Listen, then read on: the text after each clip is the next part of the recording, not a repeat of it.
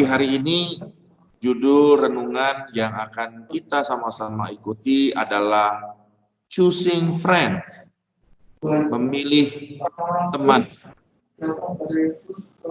Apakah kita harus bijak memilih dengan siapa kita berteman? Sebuah pertanyaan yang harus kita jawab dan kita pahami bersama, gitu ya.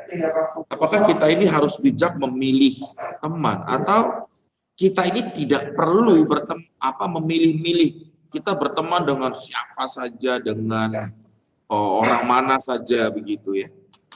Nah, kita lihat satu firman Tuhan, 1 Korintus 15 ayat 33 berkata, janganlah kamu sesat, jangan salah mengira, jangan salah sangka, gitu ya kira-kira. Jangan sesat nih, bahwa pergaulan yang buruk, ya, pergaulan yang buruk itu merusakkan kebiasaan yang baik. Nah, ternyata Alkitab mengingatkan kita bahwa dalam sebuah pertemanan, dalam sebuah pergaulan, sebuah persahabatan, kita harus waspada bahwa ternyata ada pergaulan yang buruk. Dan pergaulan yang buruk ini akan bisa merusakkan kebiasaan yang baik. Hal-hal yang baik yang di dalam diri kita, di dalam hidup kita, bisa dirusak melalui pergaulan yang buruk. Sebab itu Alkitab mengingatkan kita pada pagi hari ini agar kita jangan sesat, jangan salah pikir, jangan salah mengira, oh ya sudah, kita tidak perlu pertimbangkan hal-hal seperti ini. Tidak demikian. Memang kita seharusnya berteman dengan semua orang tanpa memandang perbedaan, ya, seperti keadaan fisik, kelebihan mereka maupun kelemahan mereka maupun kekurangan mereka, gitu ya. Nanti kalian pasti punya hal-hal atau faktor-faktor yang membuat bersahabat dengan seseorang. Ya, memang sebaiknya kita bisa berteman dengan semua orang, dengan siapa saja, gitu. Tetapi Alkitab baru saja mengingatkan kita juga bahwa kita juga harus bijak memilih dengan siapa kita berteman. Karena sekali lagi, teman yang baik pasti akan memberikan dampak yang baik bagi kita. Sementara teman yang kurang baik pasti akan memberi dampak yang kurang baik bagi kita.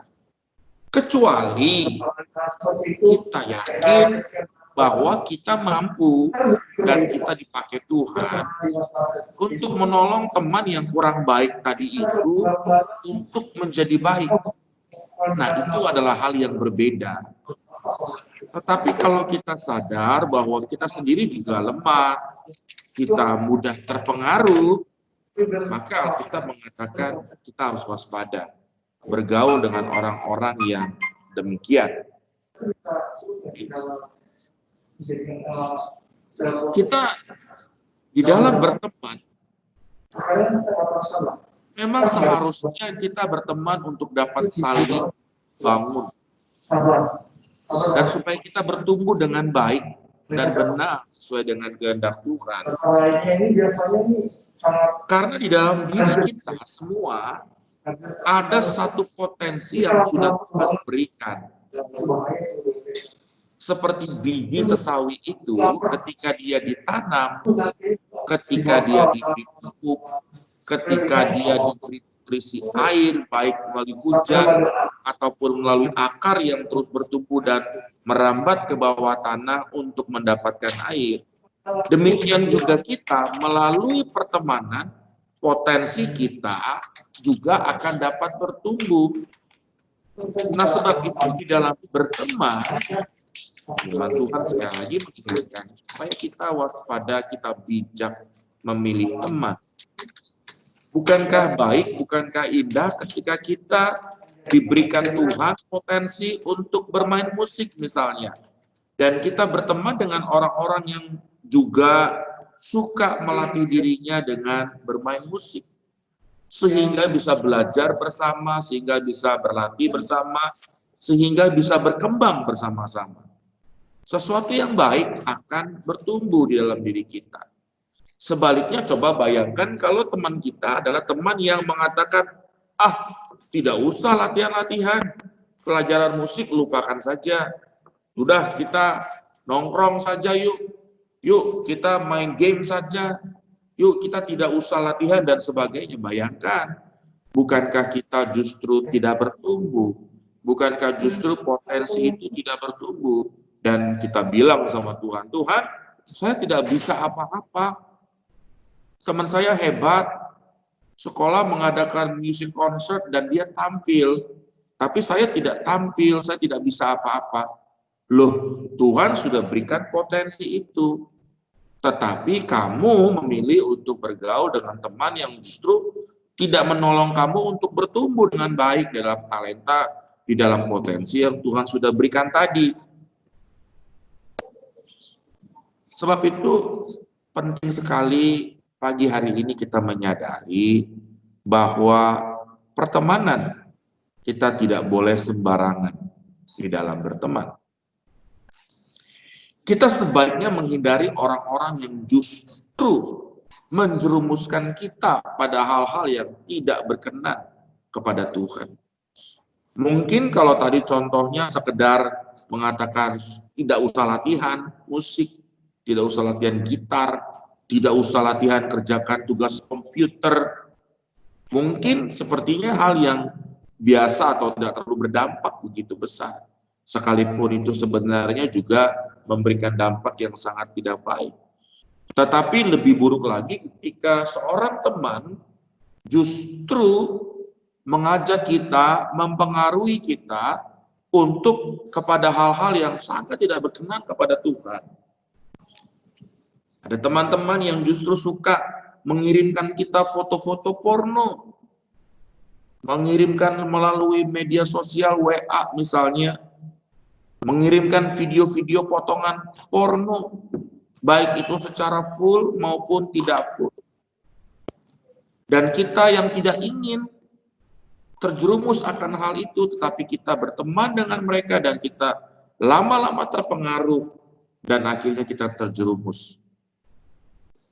Seharusnya kita hidup berkenan kepada Tuhan, tetapi kita terjerumus. Mengapa? Karena melalui pertemanan.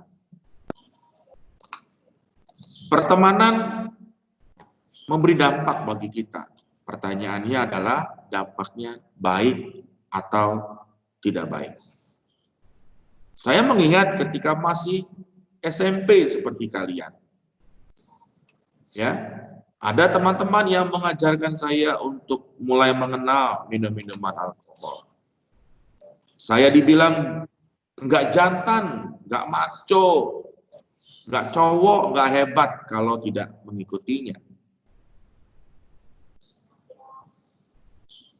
Dan saya terpengaruh pada waktu itu, namun bersyukur tidak begitu dalam terpengaruh. Ya. Teman yang baik itu pasti akan mendorong kita belajar. Tetapi teman yang buruk akan mendorong kita malas-malasan. Dan mempengaruhi kita untuk mencontek. Sudah tidak usah belajar untuk ulangan. Kan belajarnya online. Kita tinggal ketik Google sebelahnya, gurunya kan nggak tahu. Apapun kita bisa jawab lah. Kita tidak usah. Dan memang betul kita tidak tahu. Tetapi kan Tuhan tahu kalau memang ulangan itu, kuis itu, ujian itu adalah close book, tidak boleh melihat media apapun. Dan kalaupun kalian melihat kan kita tidak tahu. Ya, karena dalam kamera biasa saja seperti ini, normal. Tapi ingat Tuhan tahu. Ada teman-teman yang seperti ini. Dan saya sekali lagi juga mengalami teman-teman yang mengajak seperti itu. Harusnya belajar, tapi justru mengajak nongkrong. Nah, bahasa dulu kita nongkrong, mungkin sekarang bilangnya nongki atau hangout atau apa ya. Teman yang baik akan mendorong kita berkata-kata yang baik juga, tetapi teman yang buruk akan mendorong kita berkata kasar dan lalu ketika di lapangan futsal, Mister heran, saya heran, kelas 9 yang tahun lalu itu, ya, heran sekali mereka mudah sekali menggunakan kata-kata yang tidak baik di dalam bermain, saat bermain. Mereka menggunakan kata-kata anjing lah, begitu. Wah, itu sepertinya enteng sekali diucapkan, dan itu mulai berpengaruh pada anak-anak kelas 7. Dan tentu saya memberikan teguran dan memberikan konsekuensi kepada mereka. Tetapi sekalipun demikian, itu sudah jadi hal yang biasa mereka katakan, dan mereka katakannya dengan begitu mudah saja. Teman yang baik harus mendorong kita juga berkata yang baik dan bukan sebaliknya. Teman yang baik juga akan mendorong kita tertib dan disiplin. Tetapi teman yang buruk akan mendorong kita memberontak dan melanggar peraturan. Anak-anak yang dengan mudah melanggar peraturan, dengan sengaja melanggar peraturan, memberontak kepada gurunya. Nah, tentu saja kita harus bijak di dalam berteman. Pertanyaannya adalah, kamu teman yang mana? Kamu tambahkan nanti di dalam kelas note kamu. Apakah kamu ingin menjadi teman yang baik bagi orang lain?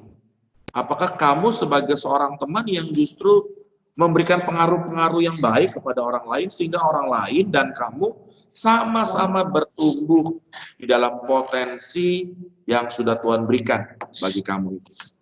Atau kamu justru menjadi teman yang buruk, dan tentu pastinya akan dijauhi orang lain.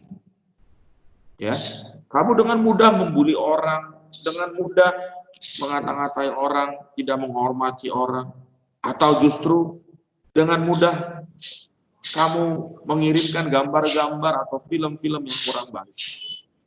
Ya, nah kamu teman yang mana?